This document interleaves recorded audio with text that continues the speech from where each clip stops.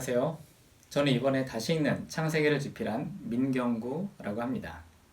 저는 현재 에스라 성경 대학원대학교에서 오경과 포로기후 역사서를 강의하고 있습니다. 이번에 저술한 다시 읽는 창세기는 그 대상이 목회자, 신학생, 그리고 성경을 좀 더 깊이 있게 알고 싶은 평신도를 대상으로 했습니다. 다시 읽는 이라고 하는 것에는 크게 두 가지 의미가 포함되어 있습니다. 첫 번째는 창세기의 해석을 새롭게 했다는 것입니다. 그리고 두 번째는 독자의 관점에서 창세기를 해석했다라는 것입니다. 제가 여기에서 말씀드린 독자는 오늘날 우리의 독자가 아니라 그때 그 시점에서의 성경의 독자를 이야기를 하고 있습니다.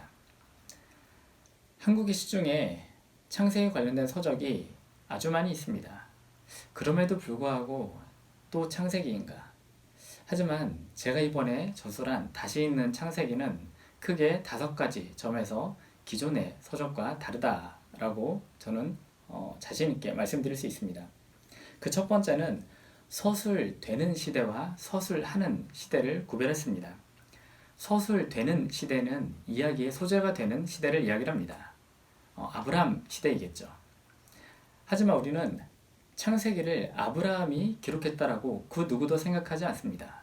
왜냐하면 우리는 오경의 권위를 모세에게로 돌리고 있기 때문에 그렇습니다. 그렇다면 후대의 저자는 왜 아브라함 시대의 이야기를 기록하고 있을까요? 조금만 더 생각해 보면 우리는 그 이유를 알 수 있을 것 같습니다. 아브라함이 기근으로 인하여서 애굽으로 내려가고 그리고 그 애굽에서 올라오는 그 이야기, 그리고 아브라함의 후손이죠. 야곱이 마찬가지로 기근으로 내려가서 애굽에서 다시 올라오는 이야기. 이 이야기는 모세 시대 혹은 그 이후 시대에 애굽에서 나오는 이야기, 그것과 이미지를 공유하고 있습니다. 그렇기 때문에 창세기는 아브라함 시대의 이야기를 가지고 후손들을 교육한다 라고 하는 것을 우리가 생각해 볼 수 있습니다.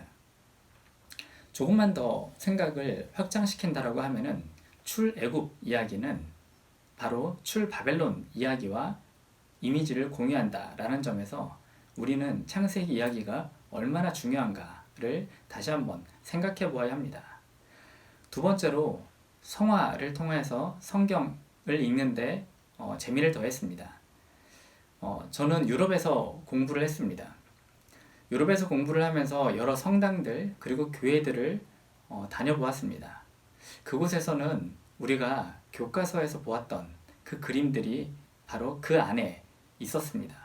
그것을 직접 볼 수 있었다라고 하는 것은 굉장히 큰 행운이었습니다.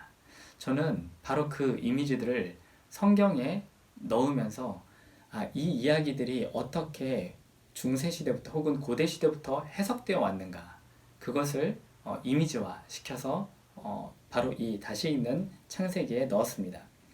세 번째로는 창세기의 질문에 대답하기 위해 시도했습니다.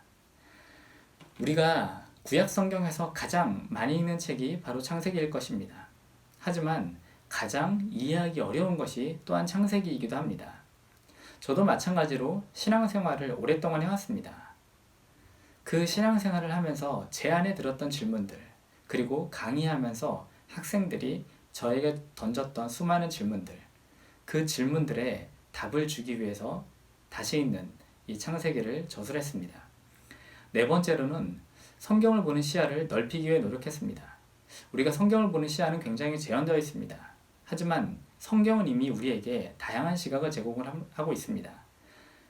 일례로 예수님을 바라보는 시각은 하나의 시각이 아니라 마태복음부터 요한복음까지 4개의 시각이 이미 성경 안에 들어와 있습니다. 이 다양한 시각은 어떤 하나를 물리치는 것이 아니라 그 예수님의 이미지를 아주 풍성하게 만들고 있습니다. 또한 마찬가지로 저는 성경을 보는 시각을 확장시킴으로써 우리가 성경을 얼마나 풍성하게 볼 수 있는가, 바로 그것을 이 책에서 시도했습니다. 마지막 5번째로 논리적 과정을 조금 중시했습니다. 우리가 살아가고 있는 시대는 굉장히 급변하고 있는 시대입니다.